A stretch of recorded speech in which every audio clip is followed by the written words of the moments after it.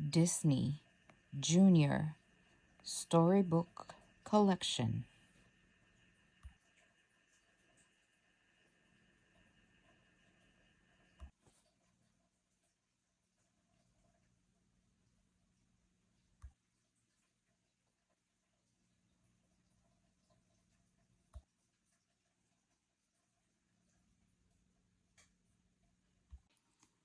Disney Jake and the Neverland Pirates. Jake saves Bucky. It's bedtime on the Jolly Roger, and Captain Hook wants Smee to read him a story. Smee finds an old scroll.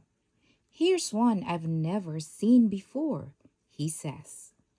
The scroll says that Jake's ship Bucky has to race against Hook's Jolly Roger the very next day.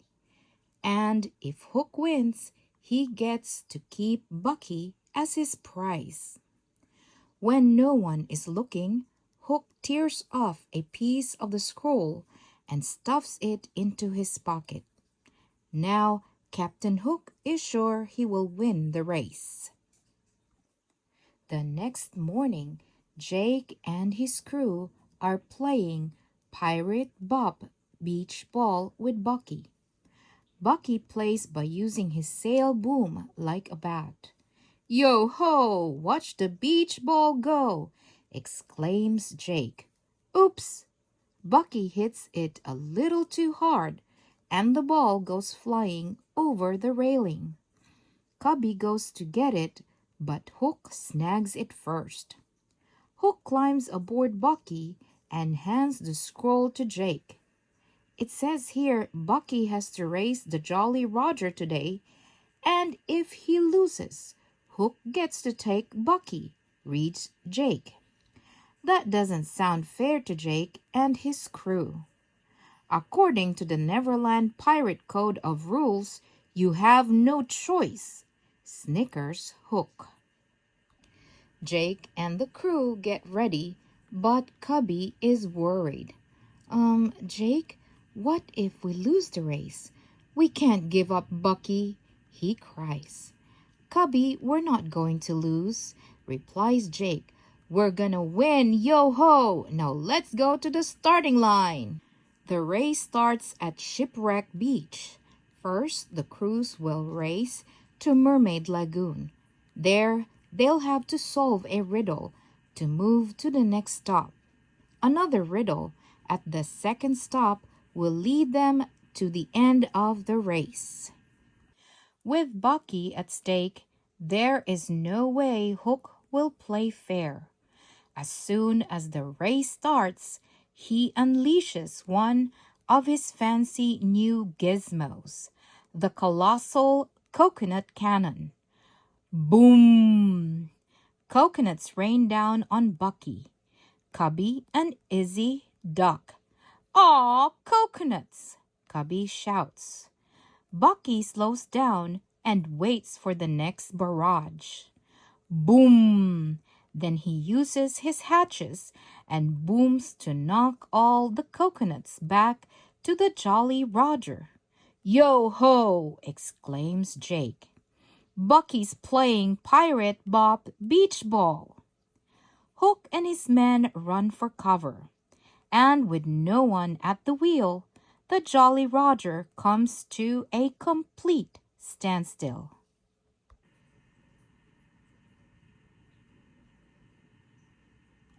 Bucky zooms by and gets to Mermaid Lagoon first. Jake reads the first riddle. "Find a fish that's not a fish." The crew quickly spreads out to search. Soon Jake spots Sandy the starfish. "Check it out, mates. Sandy's got the word fish in his name." "That makes him a fish that's not a fish," exclaims Izzy. Jake and the crew head to their next stop, Skull Rock. Before long, the Jolly Roger makes it to Mermaid Lagoon, and Hook and his scallywags set out to solve the first riddle. Captain Hook stomps around, almost stepping on Sandy the starfish. Captain, that's it, shouts Smee. This starfish is the fish that's not a fish. Now the Jolly Roger can head for Skull Rock. Through his spyglass, Hook sees that Jake has a big lead. Behold me newest trick, the mighty Captain Hook grappling hook, he snarls. Hook pulls a lever to launch a huge hook tied to an anchor. The grappling hook soars through the air and latches on to Bucky.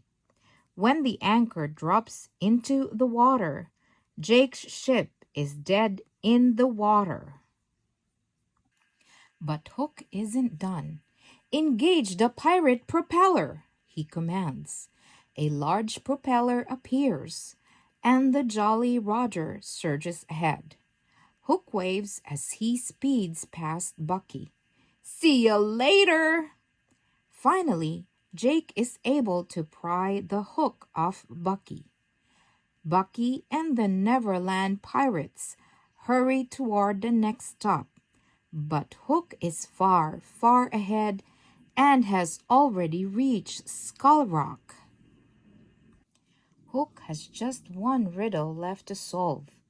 Find an island shaped like a bird. He scans the horizon with his spyglass and spies Eagle Island. Glory be! Move it, Smee! I'm about to win! He shouts. When Bucky lands at Skull Rock, Scully instantly knows the answer to the riddle. I've got this one, mateys. It's Eagle Island. But Jake's crew is too late. Captain Hook beats them to Eagle Island. I win the great never see race. Bucky is mine, all mine, gushes Hook. Jake can't believe it. This can't be happening, he says. Smee hands Jake the Pirate Code of Rules scroll. I'm sorry, Jake, but I'm afraid pirates' rules are pirates' rules.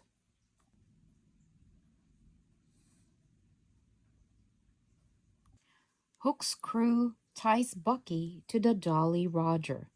Then Jake, Izzy, and Cubby sadly say goodbye to their friend. Izzy sprinkles everyone with pixie dust, and the crew flies home to Pirate Island. That night, Bucky rings his bell over and over. Hook orders Sharky and Bones to stop the ringing. But Bucky slams his doors and rolls a barrel across his deck to scare them off. It works! Sharky and Bones race back to the Jolly Roger as fast as they can. I tells ya, Bones, this ship be haunted. Back home, the Neverland pirates need help, and Jake knows who to call. Peter Pan. Using the lunar lantern to shine his picture on the moon, Jake calls. Cock-a-doodle-doo, Peter Pan, we need you. Peter Pan comes right away. Jake tells Peter what happened and shows him the scroll. There seems to be a piece of the scroll missing, says Peter. Maybe there's more to the rules than what Hook showed us. Quick, to the Jolly Roger, exclaims Jake. Peter Pan and the crew quickly fly to the Jolly Roger to search for the missing piece. They look absolutely everywhere. Finally, Peter looks in the pocket of Hook's nightshirt and he finds it.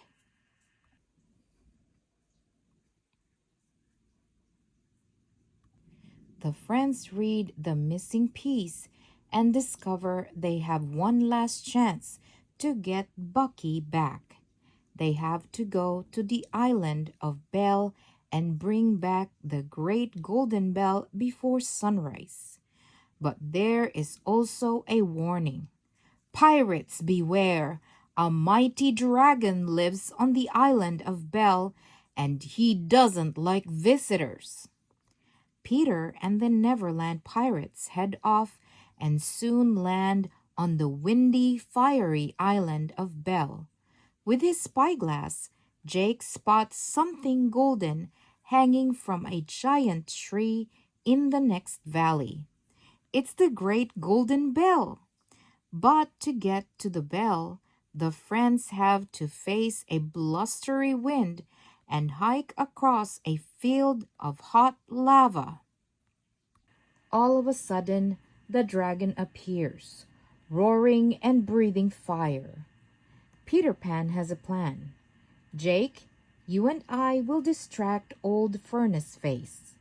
Cubby, Izzy, Scully, you run ahead and grab the great golden bell. Peter and Jake soon have the dragon twisting, turning, and chasing his own tail. Meanwhile, Cubby, Izzy, and Scully run to the giant tree and find the golden bell. Just then, Jake and Peter Pan return to help. "This old dinger sure is heavy," says Peter Pan. "A little bit of pixie dust will help us get it back to Bucky," Izzy says. Peter and the crew sail over to the Jolly Roger just before dawn. A surprised Hook asks, "Peter Pan, what are you doing here?" Jake shows Hook the repaired scroll.